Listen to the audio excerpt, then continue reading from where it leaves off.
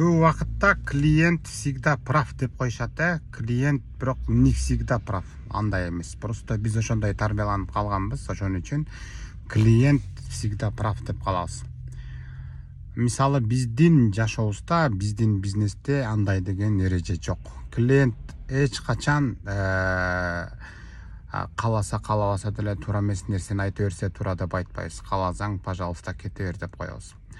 Кимдин сапаты, кимдин товары же болбосо кимдин продукциясы өзү ишенерлик чеберчилик менен жасалган болсо, же болбосо коомдо өтө спрос менен пайдаланыла турган болсо, ал эч качан клиенттин ой толгоосуна байланбайт. Ошон үчүн мен айтайын деген нерсе, эч качан клиенттин көз карашына карап жашабаңыз. Эгерде бир нерсени билсеңиз, эч качан бекер жазабаңыз.